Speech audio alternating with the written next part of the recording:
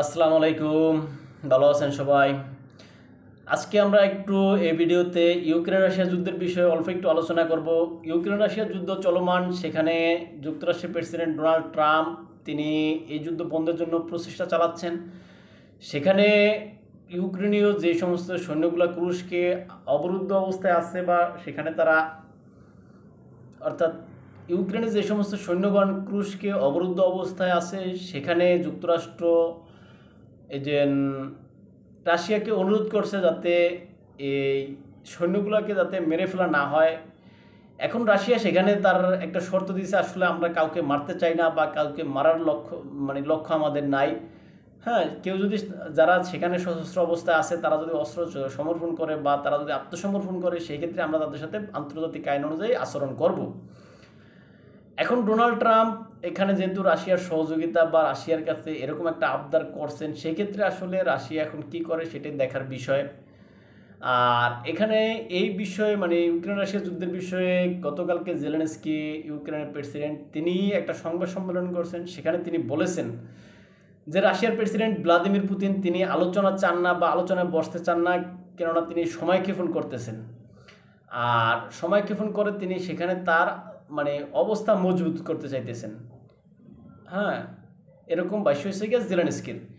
এখন আমরা তো দেখতেছি আসলে কে আসলে মূলত এই যুদ্ধবিরতি চায় না বা কে এই যুদ্ধকে জিয়ে রাখতে চায়, সেটা আসলে ইউক্রেনের প্রেসিডেন্টের দিকে যায়। তিনি আসলে যুদ্ধবিরতি চান না বা এই যুদ্ধ শেষ হোক এটা চান না। কেননা এই যুদ্ধ যদি যুদ্ধবিরতি শেষ হয় বা যুদ্ধবিরতি হয়, এখানে ইউক্রেনের প্রেসিডেন্টের কপালে ভোগ আছে, যেটা হচ্ছে যা ইউক্রেনের প্রেসিডেন্টকে তার পদ থেকে অপসারণ করা হবে বা তাকে সেখান থেকে বাদ দেওয়া হবে। নতুন একটা সাধারণ একটা নির্বাচন হবে। নির্বাচনে যুক্তরাষ্ট্র এবং রাশিয়ার সহায়তায় তাদের সমর্থিত বা তাদের পছন্দনীয় কোনো ব্যক্তি সেখানকার রাষ্ট্র ক্ষমতায় আসবে। আর এক্ষেত্রে হয়তো এই সুবিধা হবে আর যুক্তরাষ্ট্রের সুবিধা হবে। রাশিয়া, কেননা রাশিয়া সেখানকার যেই ভূমি দখল করে আছে, ওই ভূমি নতুন সরকার আইলে রাশিয়াপন্থী হইলে ওই ভূমি রাশিয়ারই থাকবে। আর যুক্তরাষ্ট্র চাইবে যে ইউক্রেনে যে সমস্ত বিরল খনিজ সম্পদগুলো আছে মজুদ আছে বা যে সমস্ত আপনার খনিজগুলো আছে, ওই খনিজগুলো থেকে মানে লভ্যাংশ বা ভাগের অংশ নিয়ে 50% নিয়ে যুক্তরাষ্ট্রে উপকৃত হবে। এই যে সেখানকার পরিস্থিতি। এখন আসলে সেখানে কি এরকম অবস্থায় বিদ্যমান থাকে না, সেখানকার নতুন নতুন আপনার যে সমস্ত সহায়তাগুলো আছে বা সেখানে যুদ্ধ নতুন নতুন সহায়তা না দিয়ে যুদ্ধ বন্ধ হবে, এই আশাবাদ আসলে আমরা রাখতে পারি।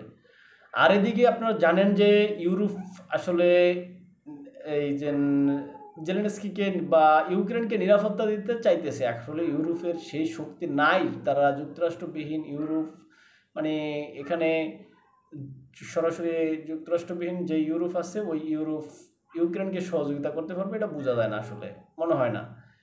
কেননা রাশিয়ার সাথে মোকাবেলা করতে হলে যুক্তরাষ্ট্র লাগবেই। আর যুক্তরাষ্ট্র যখন তার সব কিছু নিয়ে নামবে, তখন হয়তো রাশিয়া পিছু হতে বাধ্য হইতে পারে। হ্যাঁ, রাশিয়া হয়তো বাধ্য হয়ে তখন একটা মীমাংসায় আসতে চাইতে পারে। কিন্তু বর্তমানে যে অবস্থা, এখানে আসলে রাশিয়াও প্রচুর হামলা করে। সর্বশেষ আপনার প্রায় 200 যে ড্রোন আছে, ড্রোন দিয়ে হামলা করছে। আবার বিপক্ষে ইউক্রেনের যে সমস্ত আপনার ইউক্রেনে যে সমস্ত সৈন্যগণ আছেন, তারাও আসলে সেখানে আত্মসমর্পণ করার জন্য অর্থাৎ যুক্তরাষ্ট্রের অনুরোধ পাওয়ার পর মিস্টার পুতিন এখানে রাজি হয়েছেন। রাজি হয়ে তিনি একটা কথা বলছেন, যেটা শর্ত আর কি, শর্ততে তিনি উল্লেখ করছেন, যেটা যদি তারা সেখানে অস্ত্র সমর্পণ করে বা আত্মসমর্পণ করে, সেই ক্ষেত্রে আমরা তাদের সাথে আন্তর্জাতিক আইন অনুযায়ী সেখানে তাদের সাথে ব্যবহার করব, অর্থাৎ তাদের সাথে কোনো রুট ব্যবহার বা খারাপ ব্যবহার আমরা করব না। এখন এখানে মিস্টার পুতিন ট্রাম্পের উদ্দেশ্যে একটা এখানে পত্র বলেন বা একটা শর্ত সম্বলিত একটা এখানে চিঠি বলেন, ওটা পাঠানো হয়েছে, ওই দূতের মাধ্যমে পাঠাইছেন।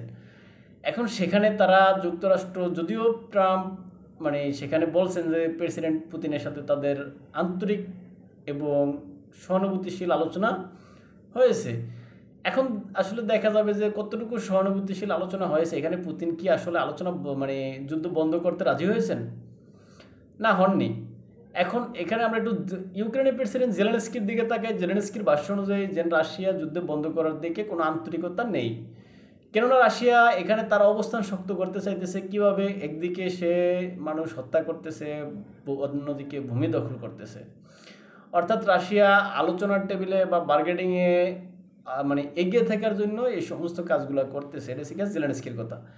এখন আসলে সেখানে যুদ্ধ ভাব, যুদ্ধ চলতেছে দুইটা দেশের ভিতরে। এখন রাশিয়া তো আর সেখানে শো অফ করবে না।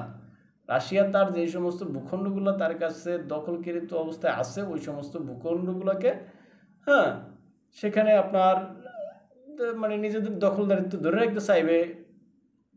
এখন ইউক্রেন তো সেখানে রাশিয়ার কোনো ভূখণ্ড দখল এখনো করতে পারেনি, করতে পারে কিনা সন্দেহ।